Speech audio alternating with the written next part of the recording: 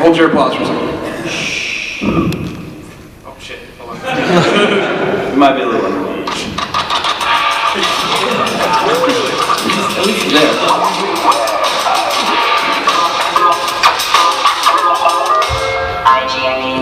What's up, everybody? Welcome.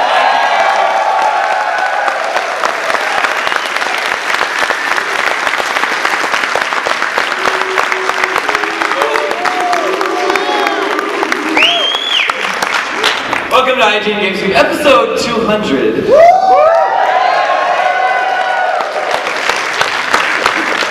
Being recorded live here at PAX East 2011. Thank you for ending your PAX East with us. It's late on Sunday afternoon, third day of the show. Really happy to have all of you guys here. So yeah, I know this is technically supposed to be episode 198, but we thought this was such a special occasion, we didn't want to lose the opportunity to record episode 200 live in front of you. So we'll just wait to put up the audio recording until it actually falls in line. So you guys are all like hearing a podcast in the future, kind of. You're hearing it before everyone else gets it. So with me this week is producer of the Daily Fix, Tyrone.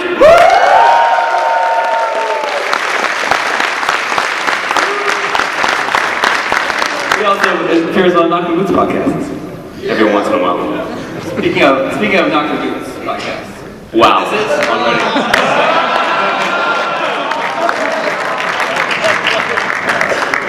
One of you lucky. It's only slightly used. One of you lucky people will be walking out that door with this. Also with me this week is a man that needs little introduction, Greg Miller.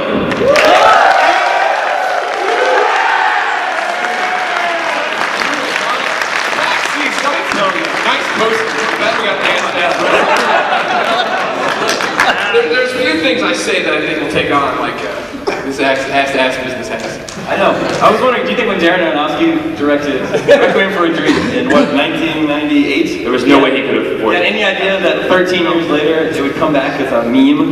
No, I don't think he did. Put that up again, guys. Let me see that one more time. Nice. Nice. So how many perfect markers do you guys go for? But you can tell he started with that. Yeah, like looks like he started running out. Yeah.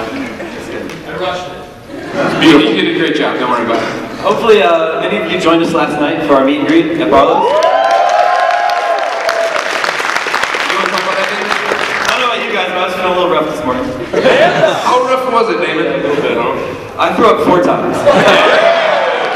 That's when you knew you got panda. That is panda to the max. And I don't think I got that drunk. Did I seem that drunk last night? Yeah. It was a yeah. David, there was some shit you did last night that I didn't want to tell you about. Really? Yeah. Now, speaking of the shit you did last night, Daemon, I'm prepared for my public apology. Okay, so this is right. Let me make sure I get this right. So we were at Barlow's. We've been at Barlow's for our allotted time, 6 to 9 p.m. And we still had dozens of you ready to party. Oh yeah. To get down with your friends. I wanted to continue hanging out with you, but I thought maybe we could go somewhere else. Yeah, and I kept saying, no, that's a bad idea. Why do you want to go to the one-up or the giant bomb party? Not because those parties aren't cool. If they were close, I would have gladly gone to them. But we had everybody there. We had a full run of one bar. It's like everything was swimming. Wherever we go, you're supposed to pay money. Why don't we just keep paying money here? I'll have a good time. Daemon Hatfield, that's not good enough for him. He's had a few drinks, so tell me what he thinks. And he's just saying, oh, we're gonna go. Finally, he started turning all of you. Oh, I had a strong core at the beginning. And people were like, yeah, let's not go, Greg. That's what I meant to say. I wasn't the only one that wanted to go. There were some people that wanted to go. Yeah, but I kept tabling it. Yeah, see? You know the ladies are my weakness. So anyways, we go to the one-up party. On the way there, we're informed the one-up party is over, and we can still come inside the bar.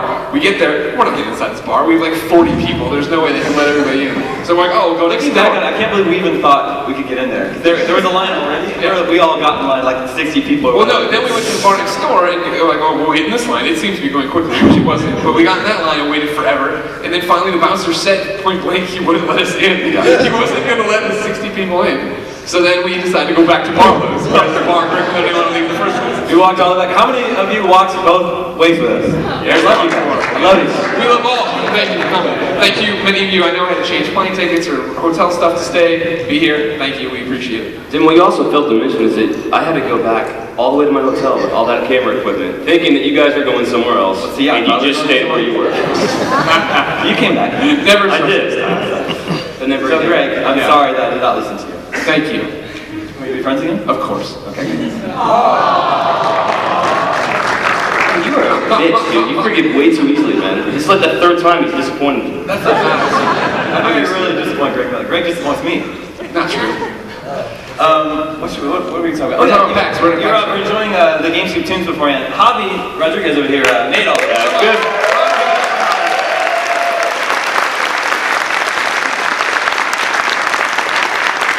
Very talented man. So Greg, what do you think? This is the second year of PAX East. I love PAX. PAX is officially, both PAX and, it's just the PAX brand in general, officially my favorite shows to go to. Yeah.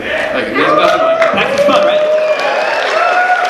I like it, of course, because there's very little work for me to do. It seems how we just saw most of these games last week. But on top of that, the fact that I actually get to hang out with you guys and get Panda and shake hands, be on your podcast, it means the world to me to be able to actually talk to you. Whereas at E3, it's like, all right, cool, yeah, I gotta go back. Yeah, like you guys have heard us talk for 200 hours now. So it's nice to actually get to talk to you guys and put names to your faces. I know so many of your names, for, seeing you on emails and on Facebook and stuff. So it's cool to start putting names to faces. I don't know shit of your names. I'm sorry. I try so hard. Like, I'm good with faces, right? Everybody gives me that. I usually say, hey, we've met before, blah, blah. Tony. Thank you. Yeah, see, he made a big drama queen about this. I'm dressed nice, so you need to listen to me. This whole crew was very sharply dressed last night. Yeah, that's how you do it. That's how you do it. Look, have you introduced official Knocking Boots girlfriend? Yeah, She is here. the official girlfriend of Knocking Boots, Sarah Strickler, is here.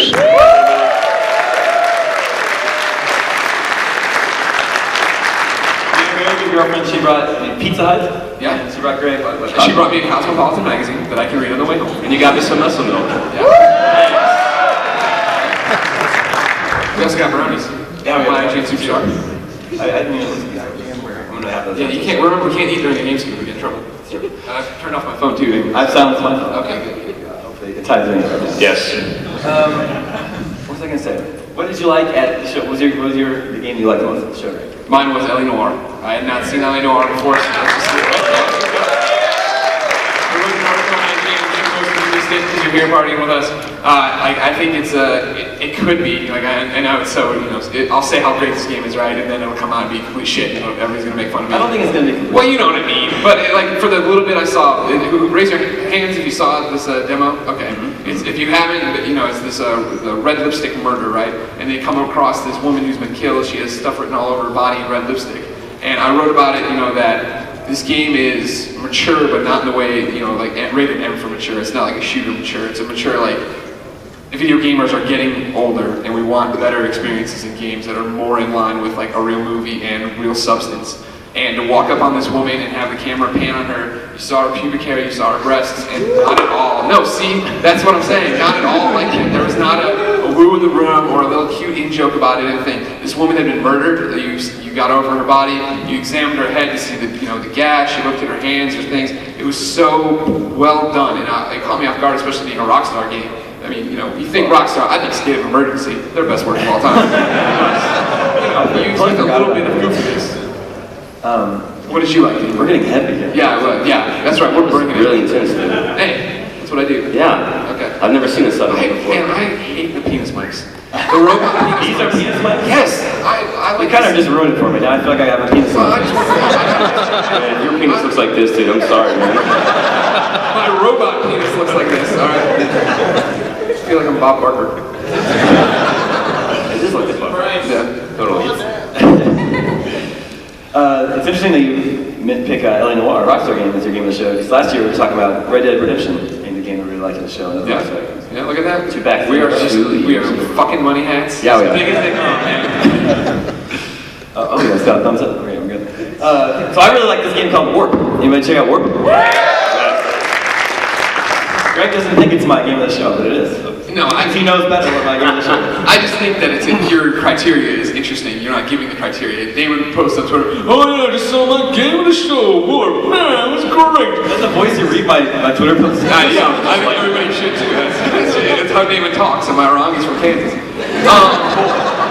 But anyway, so then I went and checked it out, and the game's great. I'm totally into it. I want to play it. But I mean, it was a super short demo, and I was doing the same thing over and over again, and it was cute and stuff. And then, so I called you on it, and you wanted to make a Twitter fight about it for some reason. You got this raging Hatfield blood in you. treat me like a McCoy. And I yell at you about it on Twitter. Not really yelling. And your response was, well, it's my game to show because I'd seen everything else.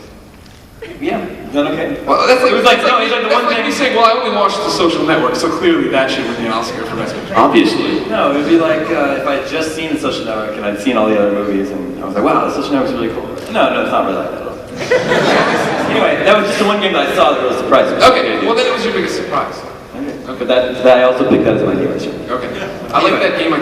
My biggest surprise was that game that I can never remember. I want to call it Odyssey. Outland. Listen to that Ubisoft. You got Ubisoft good. It's a downloadable game coming out. How would you describe Outland? I know I have the correct description. I'd like to see it. Oh, okay, good. Well, this is why I didn't even bother writing the preview because you previewed it last year.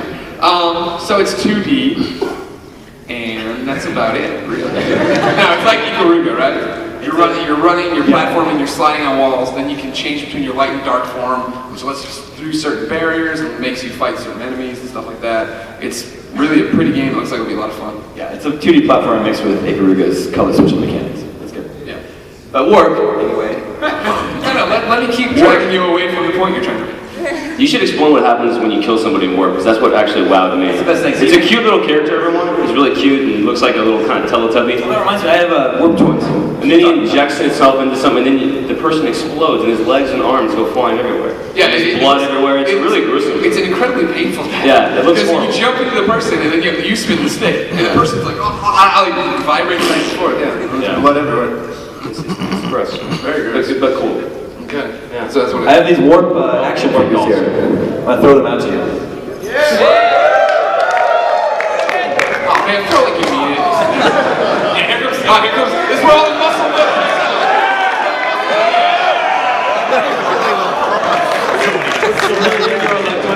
I know, right? You gotta get those people in the back of chains, man. Come on. Don't worry, we have tons of free stuff to give away. We have so much stuff to give away. Well, first of all, we've got this great Galaxy tab. I'm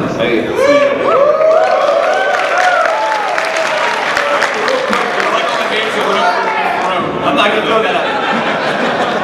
Did anyone actually successfully buy the iPad 2 this weekend? We're gonna be here? Yeah. I was probably not. Okay. What a fake fan. Oh, wow. There's one in the back over there. You want your name for a raffle? We'll do that later. We've got my iPod Touch. We've got stuff to give away. We'll give away the stuff to people who ask questions. We're gonna get to questions here in a little bit. So, and then afterwards, we went through our swag closet at the office before we left, and that's all this stuff up here at the front. So after the show, just come up here and grab whatever you want. Oh God! Oh God! That's a horrible idea. How many people want Lord of the Rings War in the North T-shirts? But your attitude, your whole point is to get stuff. I mean, this is like trick or treating, right? Like we're all too old to still go do that, but you come here with your giant, horrible bags. They're terrible, right? Why do you all have those bags? Because they know they can carry stuff and advertise on them. And my question is, why are they making out of paper fabric? It's like It's cheap, Greg. Cheap. I don't know, Ty. In my day, we used to respect bags. It's over. So when Greg and I come to these shows, we walk around, we play games, and then we write about them. But Ty, maybe people don't know what you do when you come to a show like PAX. I just drink. You just drink? That's it. No, we cover from a video perspective. I don't get that as much fun as these guys. I don't actually get to play the games. In fact, the only game I played this entire trip was Fallen Frontier and Warp. Fallen Frontier is cool, which were both cool, but ex-Bungie developers make one. I actually can't make a good analysis on what I thought was actually a game of the show. Well, so I'm not going to say Warp and piss this guy off. Right? Yeah, and don't come back, kid in the yellow shirt. Thanks. Yeah, whatever. Sorry, it's on the Giant Bomb podcast. Get the hell out.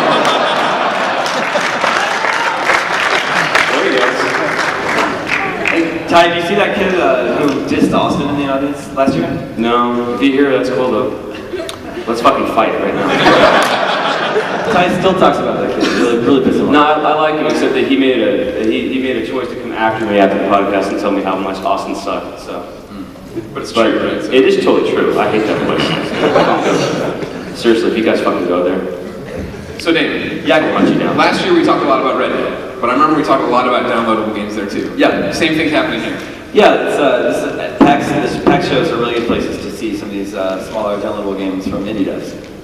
What are some of the other ones you like? Did you like Toy Soldier? I watched it, but I love Toy Soldier. This whole trip we covered all the fun little indie games. Yeah, so you put together a video piece on it with Jessica, right? Absolutely. We went around and we hunted down the what we thought were the most fun, best little tiny